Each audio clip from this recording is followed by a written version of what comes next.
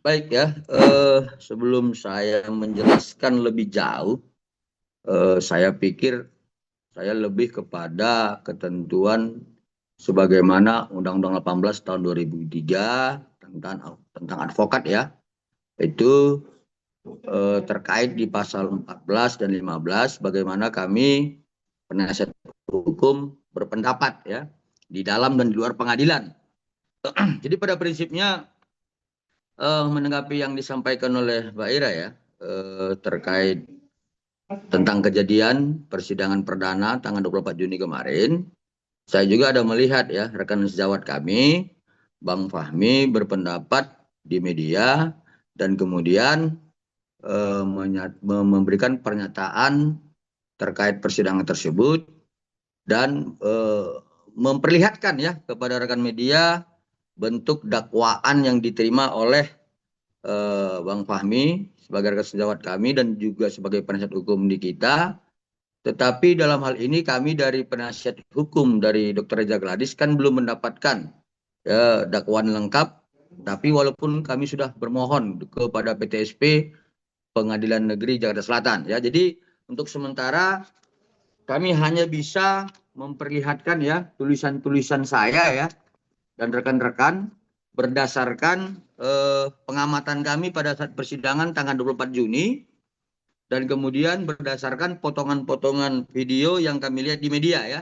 Jadi begini, Mbak Ira, saya mau sampaikan itu berurutan ya, mulai dari awal ya, yaitu tentang ini. Saya perlihatkan kembali ya, kembali ya, mohon diapakan ya, di record ya.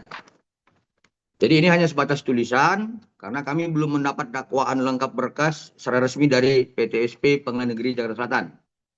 Yang pertama yang perlu kami sampaikan adalah dalam dakwaan itu tertanggal 9 Oktober 2024 adanya sebuah peristiwa tentang penyampaian eh, kepada klien kami Dr. Reza Gladys terkait review-review ya doktif tentang serum vitamin C booster ya milik Reza yang memperbandingkan produk klien kami dengan serum Hanasui milik orang lain dan kemudian doktif mempermasalahkan soal overprice ya masalah yang terlalu mahal gitu loh. Ini kan hal yang tidak sebenarnya perlu disampaikan gitu ya, mempersoalkan masalah overprice. Kemudian tanggal 11 Oktober 2024 adanya peristiwa tentang review doktif yang tentang soal produk facial wash ya. Ini mohon maaf saya nggak paham nih skincare.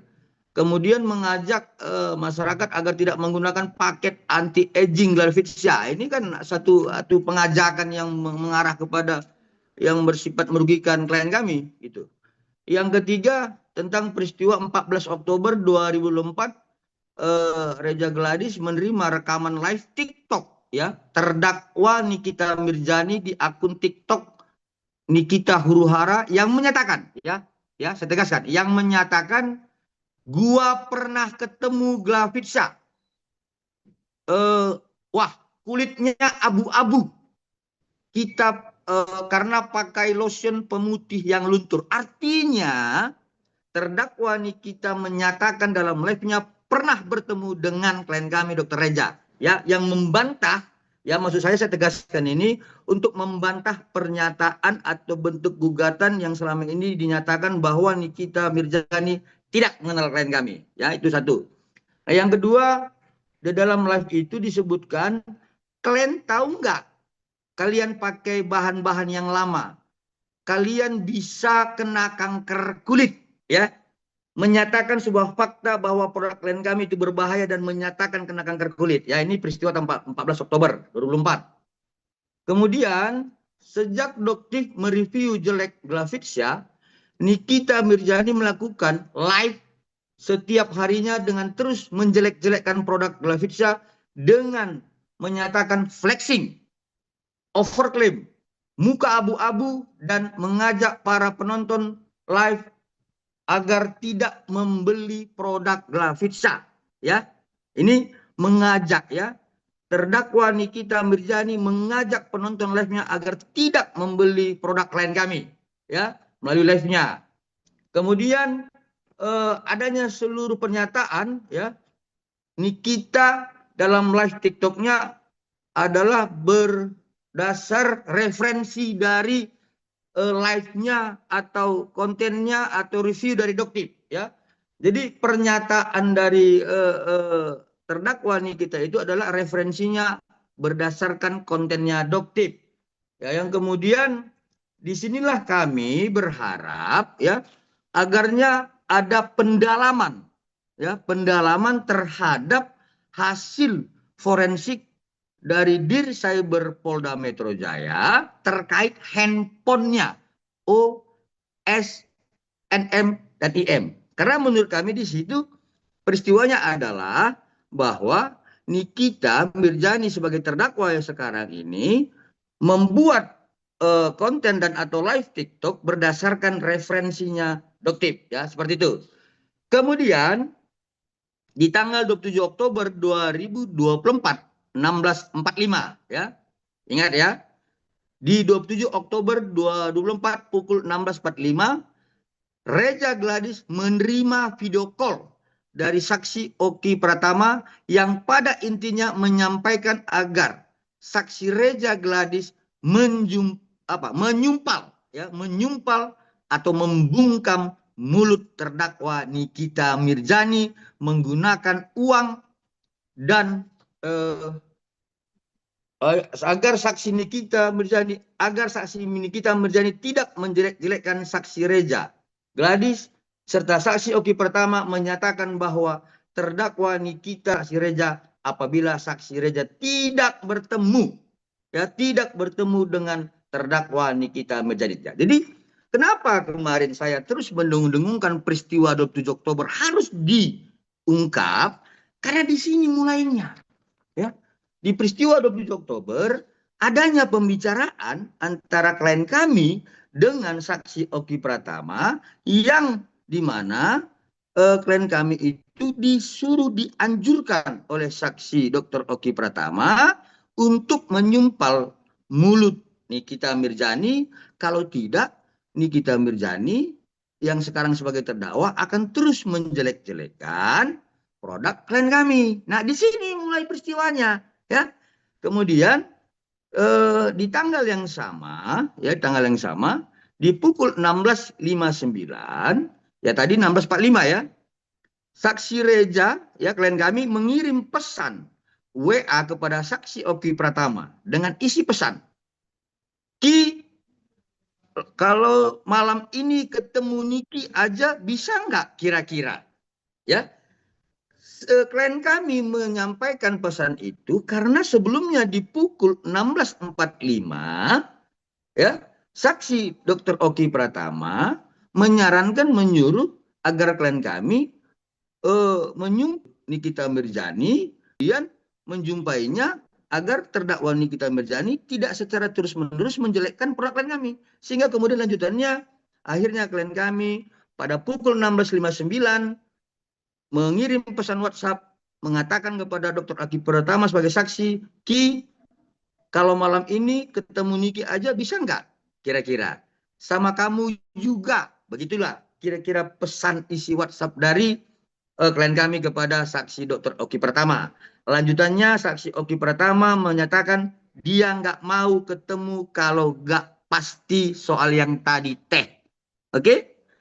Lanjutannya di pukul 18.14 saksi Dr. Oki Pratama mengirimkan nomor handphone terdakwa Ismail Marzuki. Kemudian menyatakan dalam pesan itu, "Teteh, lewat mail ya, finalnya Niki bilang pasti dulu baru ketemu. Chat aja, dia itu kan penggantinya Niki. Bilang aja mau silaturahmi sama Niki. Kalau sudah selesai semua, kabarin aku hari apa ya ketemu Nikinya. Jangan dadakan juga." Nah, peristiwa 18.14 ini adalah lanjutan dari peristiwa 16.45 sebelumnya. Yang dimana bahwa saksi Dr. Oki Pratama menyuruh klien kami untuk menyumpal mulut Nikita Mirzani sebagai terdakwa dan kemudian berjumpa dengan saksi terdakwa Nikita Mirzani, ya itu dimulai dari 16.45. Nah kemudian pada pukul 20.13 saksi Reza Gladys, itu klien kami, melakukan video call dengan saksi Oki Pratama, ya, yang pada intinya saksi Oki Pratama menyatakan kepada saksi Reza Gladys untuk menemui saksi Nikita supaya menyelesaikan permasalahan mengenai produk Glafidsya. Nah, jadi ini peristiwa awalnya, ya. Jadi untuk lanjutannya tanggal 3 November dan 13 November belum selesai kami catat-catat, oret-oret, karena kan kami harus mengumpulkan dari data yang kami lihat dari persidangan 24 Juni dan beberapa potongan-potongan video yang kami lihat di media, seperti itu. Jadi yang perlu kami tegaskan bahwa yang bisa kami sampaikan pada saat ini hanya peristiwa mulai 9 Oktober 2024 sampai dengan peristiwa 27 Oktober 2024 mulai pukul 16.59, 18.14, 20.13. Yang pada intinya adalah di peristiwa 27 Oktober bahwa klien kami itu tidak ada mau bertemu dengan terdakwa Nikita Mirzani, tetapi disarankan oleh rekan sejawatnya yang kemudian menyatakan bahwa kalau sudah disumpal mulutnya, maka terdakwa Nikita Mirzani tidak akan menjelek-jelekkan atau tidak akan menghajar produk klien kami. Seperti itu peristiwa awalnya. Ya, ini perlu kami tegaskan. Kenapa? Karena sebelumnya kan kemarin saya sampaikan, pada saat nanti dalam persidangan perdana tanggal 24 Juni, kan saya berdoa agar seluruh peserta yang hadir dalam persidangan diberikan Tuhan, ya, pendengaran yang tajam, kemudian otak yang cerdas untuk mendengarkan hasil dakwaan dari jaksa. Nah, kami sementara hanya bisa mengoret-oret dalam tulisan seperti ini karena belum mendapatkan dakwaan yang resmi dari Pengadilan Negeri Jakarta Selatan, tapi kami sudah bermohon, ya, seperti itu.